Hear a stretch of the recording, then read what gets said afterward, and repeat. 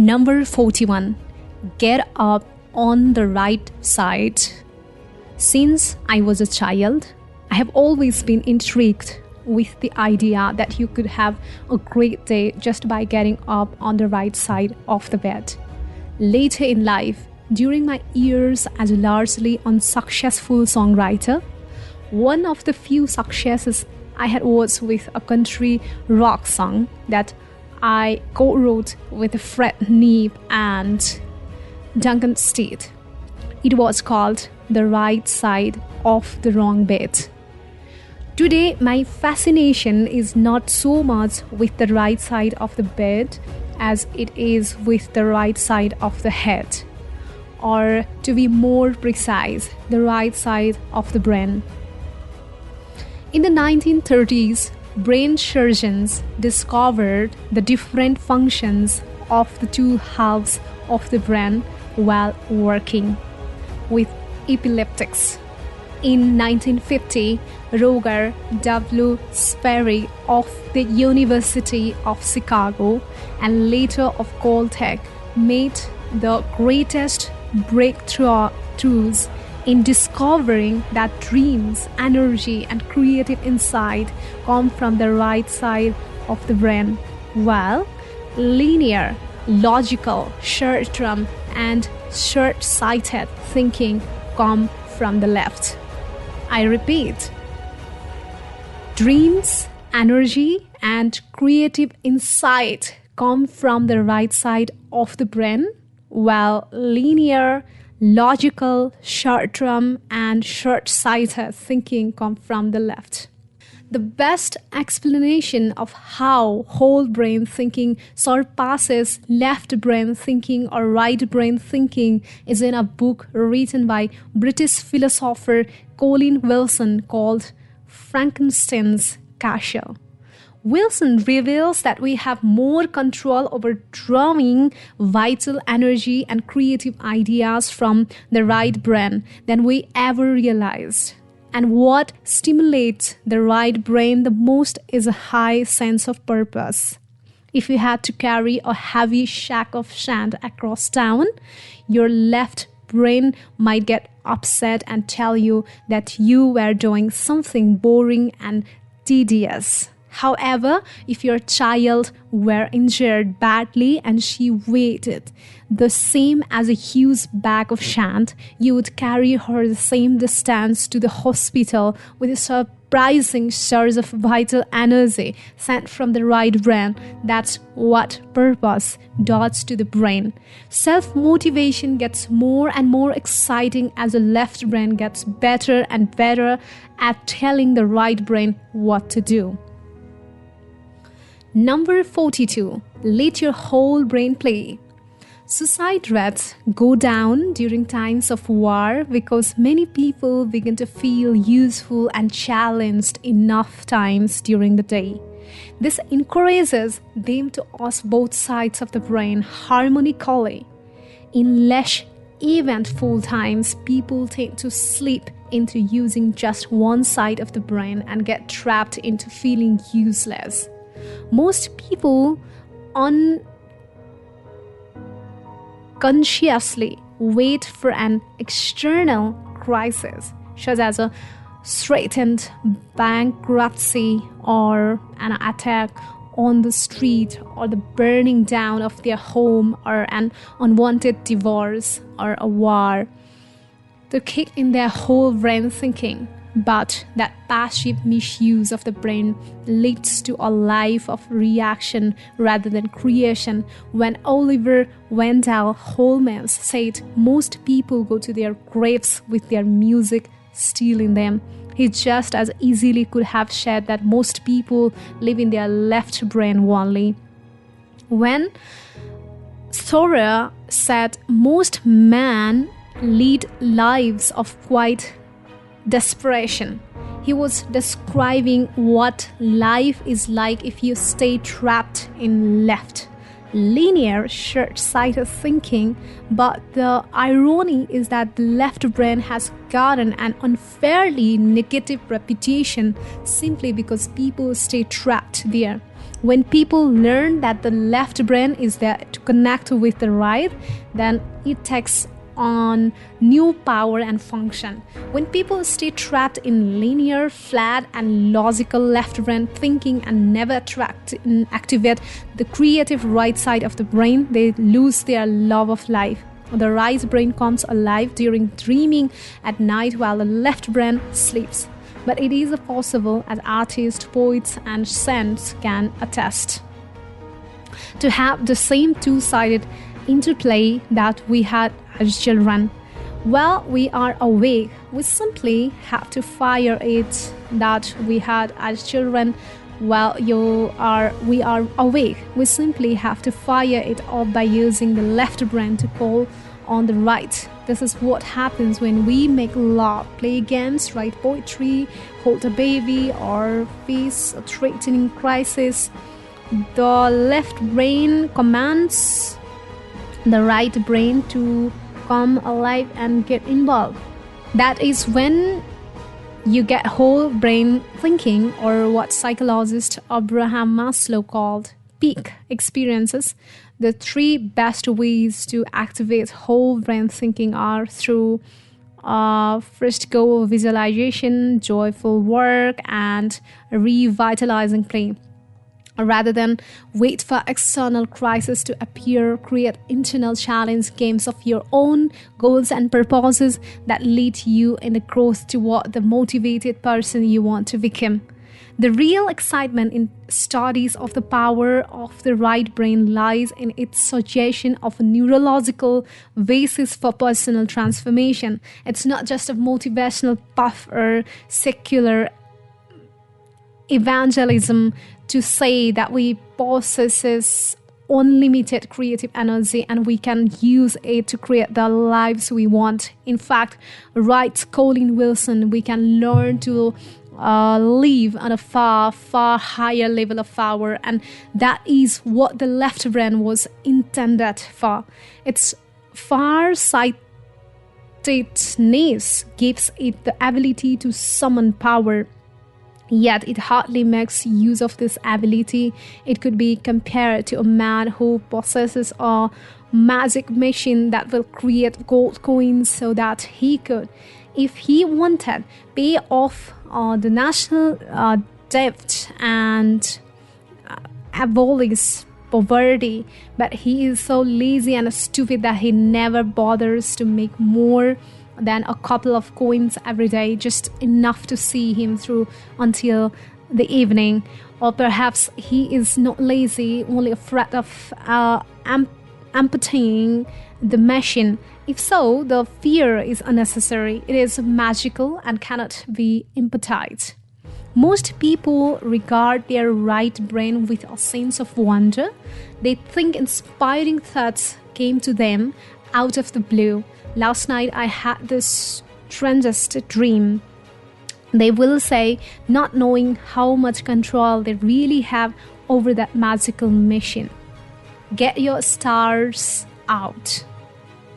Terry Hill is a writer who has lived all over the world and has been a friend of mine since we met each other in the 6th grade in Birmingham, Michigan. His short story, Cafes of Handicapping, features an intriguing character named Joy Warner who liked to tell stories about horse racing. Joy Warner told the story of being in the press box at Belmont when Secretariat put away the Triple Crown by 31 lengths. And I looked beside me when he was coming down the straight at all these hardened, cigar-chopping New York newspapersmen, and they all had tears running down their cheeks like little babies.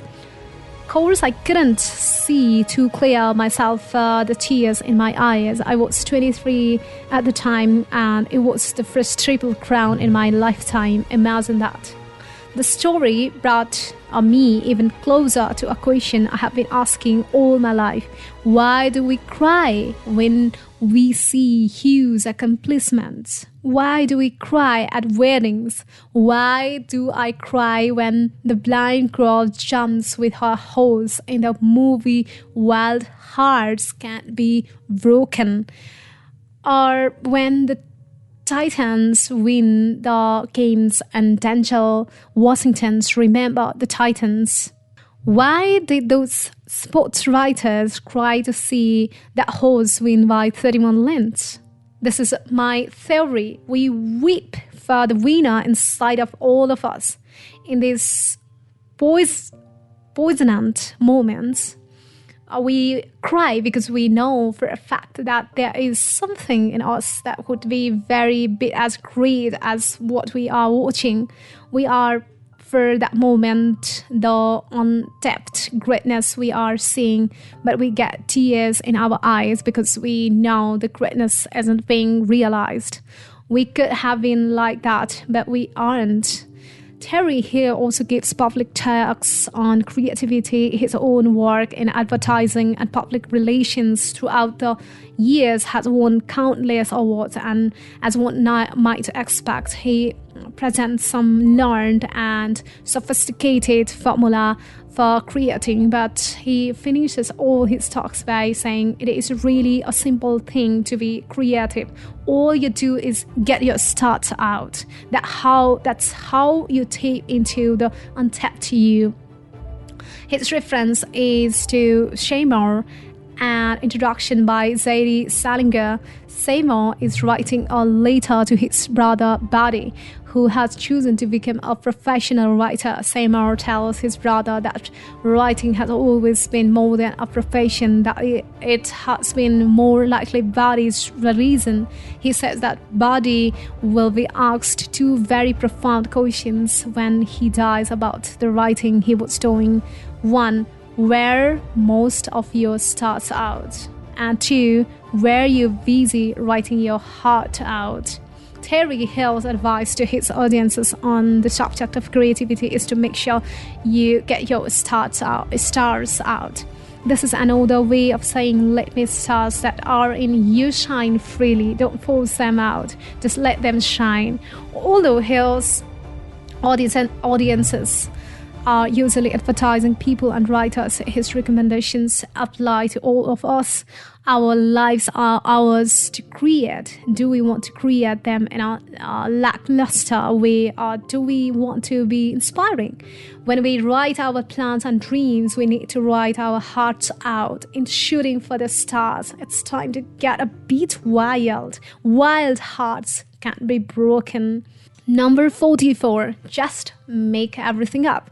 Sometimes in my seminars, I will ask the people in the audience to raise their hands if they think of themselves as creative.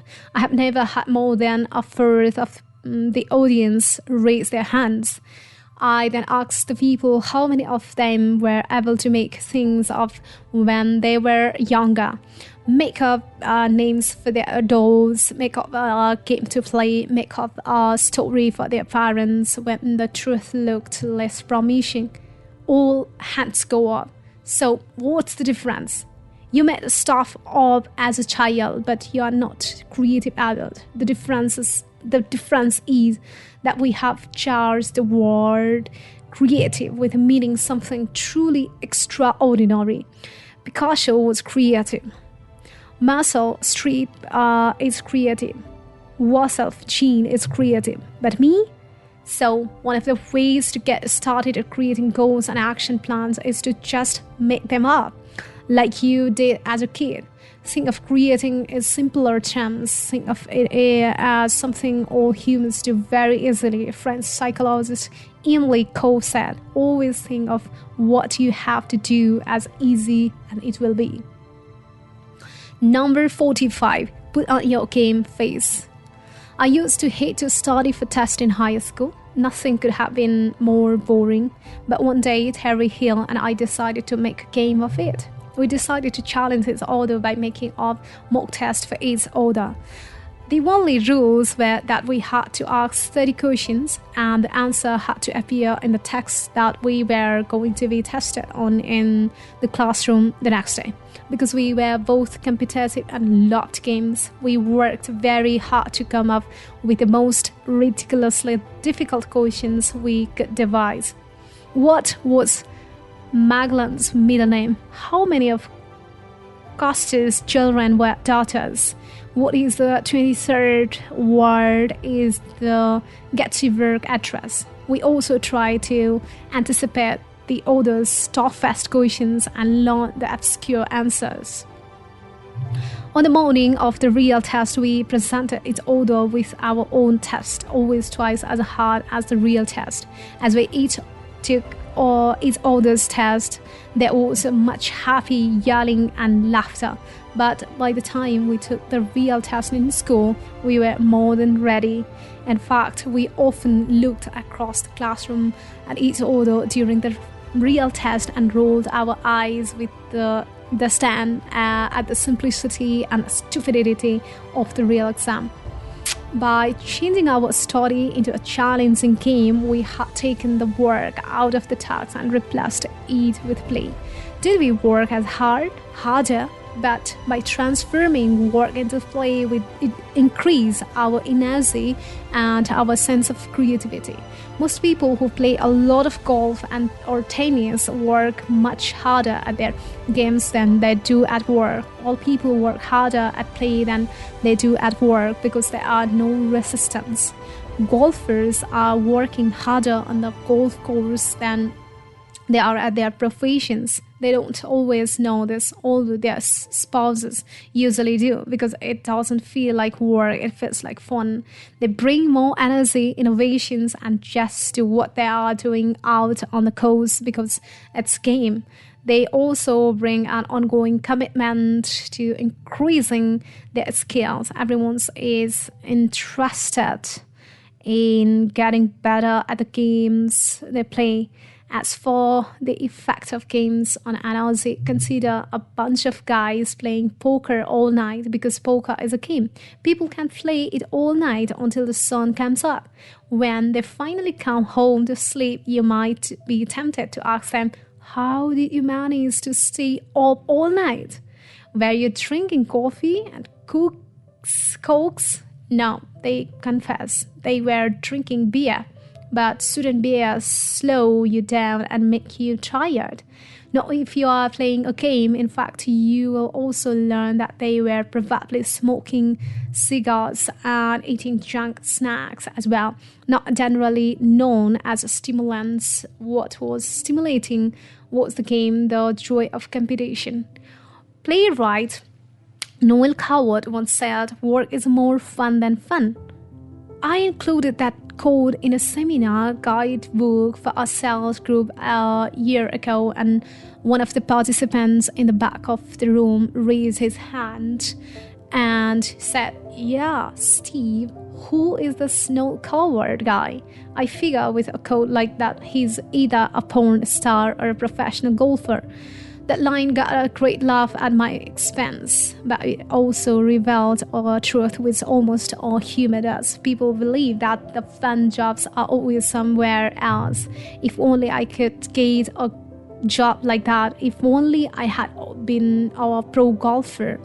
But the truth is that fulfilling and fun work can be found in anything. The more we consciously introduce game-playing elements, personal best listed, goals, time limits, competition with self or others, record keeping, etc., the more fun the activity becomes. I recently worked on a project with a young man in Phoenix who was selling 3 times as much office equipment as the average salesperson on his team.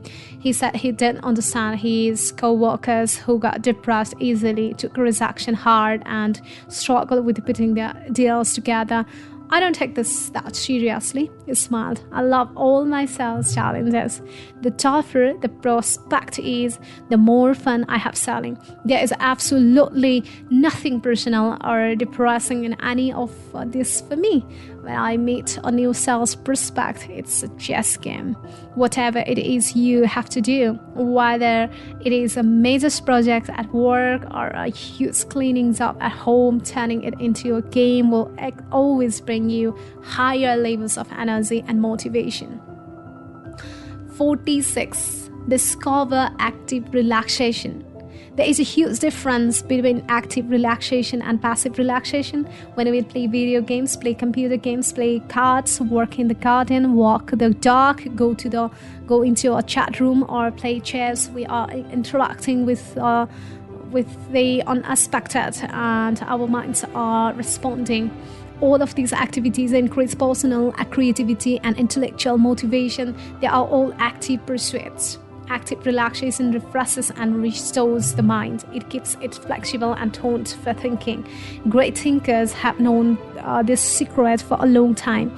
Winston Churchill used to paint to relax. Albert Einstein plays the violin. They could relax one part of the brain while stimulating another. When they returned to work day pursuits, they were fresher and sharper than ever. Most of us try to deaden the mind in order to relax. We rent mindless videos, read Pulp Fiction, drink, smoke and eat until we are foggy and bloated. The problem with this form of relaxation is that it dulls our spirit and makes it hard to come back to consciousness. I accidentally discovered the restorative powers of video and computer games when I played some with my then 9-year-old son Bobby. What began as the way to make him happy and spend time with him became a brain-challenging pursuit. The complexity of computer, football, basketball, and hockey games now rivals chess and the New York Times Sunday crossword puzzle. It requires stimulating recreational thinking. Thinking is the hardest work we do, said Henry Ford, which is why so few people ever do it. But when we find ways to link thinking to recreation, our lives get richer. We become players in the game of life and not just spectators. Make today a masterpiece. Number 47. Most of us think our lives accumulate. We think they are adding up to something. We think of our lives as being strung together like a long smoky train so that we can add new freight cars when we are feeling right and dump the others on a siding somewhere when we are not. But when basketball legend John Wooden's father said to him, "Make each day your masterpiece," Wooden knew something profound. Life is now. Life is not later on. And the more we hypnotize ourselves into thinking we have all the time in the world to do what we want to do, the more we sleepwalk past life's finest opportunities. Self-motivation flows from the importance we attach to today. John Wooden was the most successful college basketball coach of all time. His UCLA teams won 10 national championships in a 12-year time span. Wooden created a major portion of his coaching and living philosophy from one thought or single sentence passed on to him by his father when Wooden was a little boy. Make it day your masterpiece. While other coaches would try to gear their players towards important games in the future, Wooden always focused on today. His practice sessions at UCLA were every bit as important as any championship game. In his philosophy, there was no reason not to make today the proudest day of your life. There was no reason not to play as hard in practice as you do in a game. He wanted every player to go to bed each night thinking, "Today I was at my best." Most of us, however, don't want it to be this way. If someone asks us if today can be used as a model to judge our entire life by, we would shrink. Oh no, it isn't one of my better days. Give me a year or two and I'll live a day. I'm certain of it that you can use to represent my life. The key to personal transformation is in your willingness to do very tiny things, but to do them today. Transformation is not an all or nothing game. It's a work in progress. A little toss here and a little toss there is what makes your day, and therefore your life great. Today is a microcosm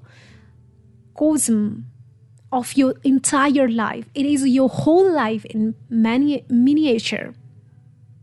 You were born when you woke up, and you will die when you go to sleep.